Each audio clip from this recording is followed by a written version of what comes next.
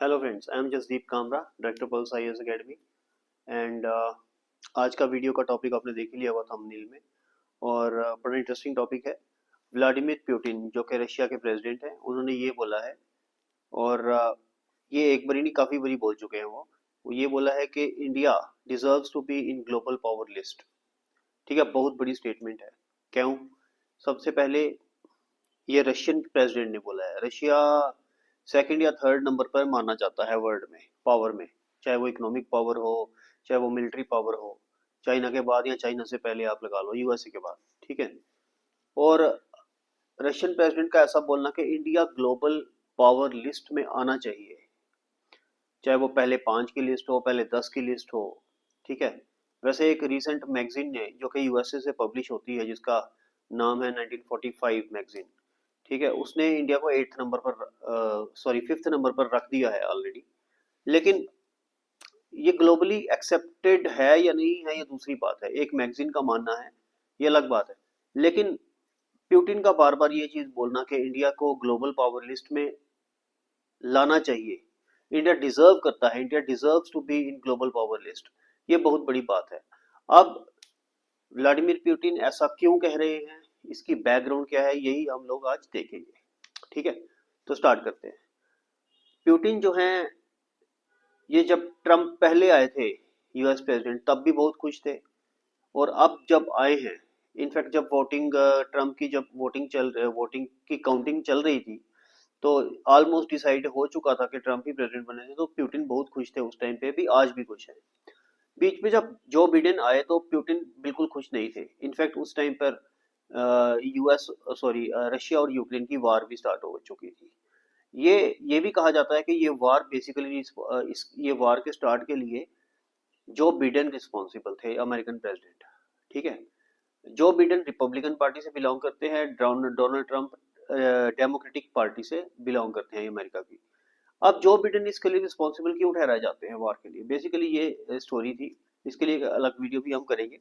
ये था कि जो बिडेन जो ये मानते थे कि यूक्रेन जो कि रशिया का नेबर है, और पहले रशिया का एक पार्ट होता था 1991 से पहले, उसको हम नेटो में लेकर आए। ठीक है, नेटो आपको पता है अमेरिका और उसके फ्रेंड्स का एक अलायंस है, मिलिट्री अलायंस है। अगर यूक्रेन जो कि रशिया का नेबर है, वो इस अलायंस का मेंबर बन जाता, तो ये रशिया के लिए बहुत बड़ा डिजास्टर था। क्यों? क्योंकि एक तो यूक्रेन जो है वो यूरोप में फॉल करता है, ईस्टर्न यूरोप में। दूसरा, ये रशिया का नेबर है। तीसरा, रशिया का पहले पार्ट रह चुका है। ठीक है।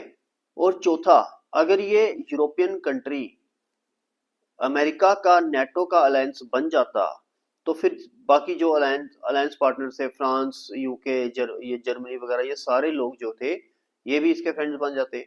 और रशिया को बहुत बड़ा खतरा था, क्योंकि रशिया का और यूक्रेन का बॉर्डर मिलता है। ठीक है। कल को अगर रशिया यूक्रेन के ऊपर अटैक करता, जब वो मेंबर बन जाता, सपोज करो, अभी बना नहीं है, अगर बन जाता, तो अमेरिका ये समझ लेता कि ये अटैक यूक्रेन पर नहीं हुआ, ये अटैक अमेरिका के ऊपर हुआ है। क्योंकि नेटो कंट्री के ऊपर जिसके ऊपर भी अटैक होता है, अमेरिका ये समझता है कि वो अटैक नेटो कंट्री के ऊपर नहीं हुआ, बल्कि अमेरिका के ऊपर खुद हुआ है। और ये सारे नेटो कंट्रीज की एक रिस्पॉन्सिबिलिटी बन जाती है कि उस कंट्री को डिफेंड करें। जब वो उस कंट्री को डिफेंड करेंगे, यानी कि जिसने अटैक किया है उस कंट्री के ऊपर, उसको अटैक करेंगे। ठीक है। तो कोई भी दुनिया का देश ऐसा करना नहीं चाहेगा। और इसलिए पुतिन को, रशिया को, यूक्रेन को अटैक करना पड़ा। ठीक है। क्योंकि जो बिडेन ने बेसिकली ये कहा था कि हम डायरेक्टली नहीं कहा था, इनडायरेक्टली ये कह रहे थे। इनफैक्ट यूक्रेन नेटो का मेंबर बनने वाला था। तो ये बनना टालने के लिए रशिया ने ऐसा किया कि यूक्रेन को इन्वेड किया।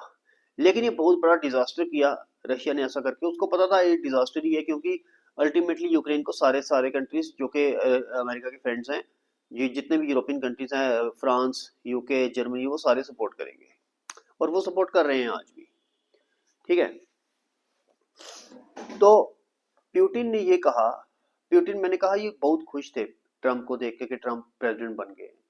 ठीक है, तो इनफैक्ट इसके पीछे एक और कहानी भी है कि ट्रम्प जो थे वो एक बारी रशिया आए थे और वहाँ पे वो एक मीटिंग कर रहे थे। उन्होंने कुछ इनफॉर्मली यानी कि कैजुअली कुछ ऐसी बातें बोली जो कि वल्गैरिटी में आती हैं, कुछ इस टाइप की बातें करी, जिसका रिकॉर्ड प्यूटिन के पास है। और ये कहा जाता है कि प्यूटिन हमेशा उनको ब्लैकमेल करते हैं ट्रम्प को।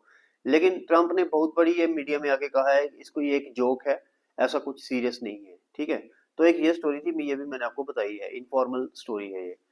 ठीक है, बाकी प्यूटिन बहुत खुश है कि ट्रम्प आ चुके हैं। अब ट्रम्प बेसिकली जब अपनी इलेक्शन की कैंपेन कर रहे थे, उन्होंने ये बहुत बड़ी कहा था कि जब मैं इलेक्शन जीतूंगा तो मैं यूक्रेन के प्रेसिडेंट जेलेंस्की को और रशियन प्रेसिडेंट पुतिन को इकट्ठे बिठाऊंगा और उनको हाथ मिलाने के लिए कहूंगा और ये लड़ाई उसी दिन खत्म कराऊंगा। क्यों? क्योंकि अगर ये लड़ाई खत्म हो जाती है तो दोनों कंट्रीज के लिए अच्छा तो है ही है, अमेरिका के लिए भी अच्छा है, पूरे यूरोप के लिए सबसे अच्छा है, क्योंकि सारे का सारा यूरोप जो है यूक्रेन को सप्लाई कर रहा है आर्म्स। और इससे बहुत बड़ा नुकसान हो रहा है यूरोप को।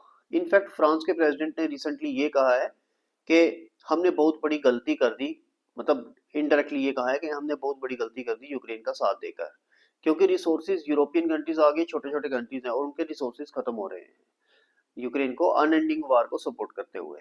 ठीक है, और रशिया ने पुतिन ने ये भी कहा है कि मैं अपने कोलीग से हमेशा पूछता हूँ जब भी कि यूरोप में किस चीज की कमी है, तो उसके कोलीग्स उसको कहते हैं कि दिमाग की कमी है।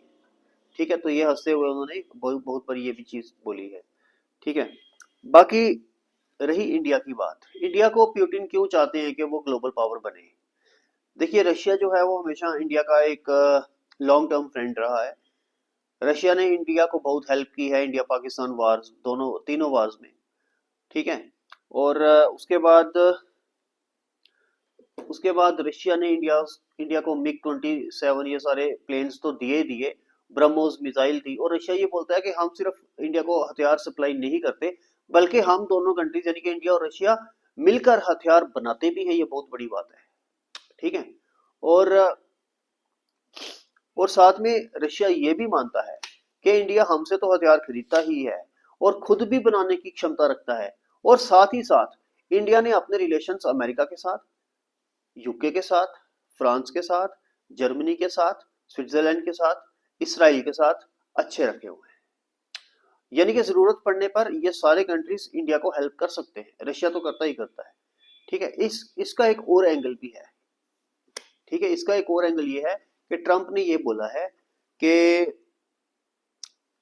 जो बिडेन जो कि प्रेडिसेसर थे ट्रंप के, जो कि पहले प्रेसिडेंट रह चुके हैं अमेरिका के, अभी प्रेसिडेंट अभी ट्रंप बने नहीं है प्रेसिडेंट, वो जनवरी में बनेंगे।